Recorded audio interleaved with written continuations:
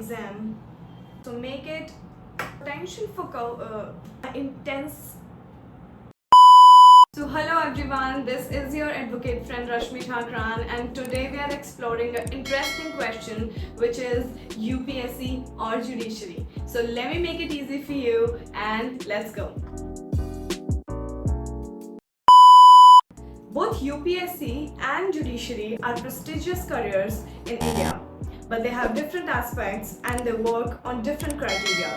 When we talk about UPSC, offers services like IAS, IFS, IPS and IRS. But the exam of judiciary leads to a career as judge or a magistrate. First up, UPSC have 3 different stages of exam. In the beginning, you have to appear for prelims, which also includes an exam for CSAT. Then, if you qualify the exam, you have to go for writing mains. After qualifying exam of mains, you have to go for interview.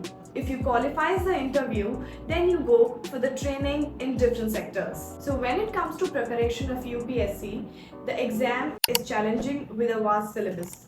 You have to focus on different general studies exam, current affairs and optional exam as well.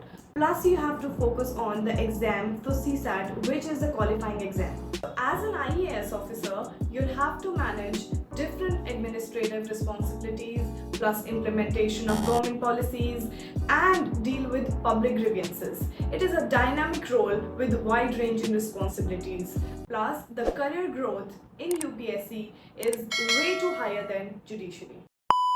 So now let's look into judiciary's exam. The preparation of judiciary is almost same like the UPSC. The pattern remains the same. First you have to qualify the prelims, then mains and then the interview.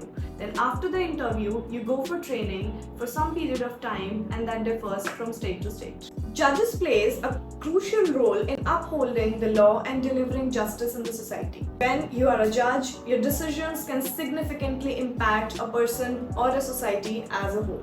When it comes to the preparation for UPSC, the judiciary exam needs or requires an in-depth knowledge of laws and legal principles. The focus is on specific legislation, case laws and procedural laws. When we talk about the career paths in judiciary, starting as a lower court judge and you can eventually raise up to the higher positions in judiciary.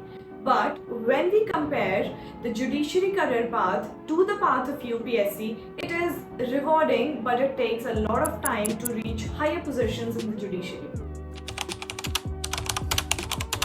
So after the brief introduction of both the exams and both the diverse fields, let's talk about the pros and the cons of both the exams. So, intense competition and extensive preparation is a part of the preparation of UPSC. You'll feel stressed, you'll feel like it's not happening, but at the end of the day, if you're preparing and if you're serious about it, you need to keep in mind everybody feels the same. So now when we talk about the drawbacks of getting into judiciary or the cons, there is a keen focus on the legal subjects that you are studying. You have to be very peculiar about what you study and how you reflect it in your answers while preparing for the exam. Secondly, it is lengthy and often competitive exam. So getting into judiciary and clearing the exam is itself a task. So both the paths have their unique challenges and rewards. Think about where do you see yourself in the near future and choose accordingly. If you found this video useful, please like, share and subscribe, and don't forget to comment that where do you lean towards. Thank you and have a nice day.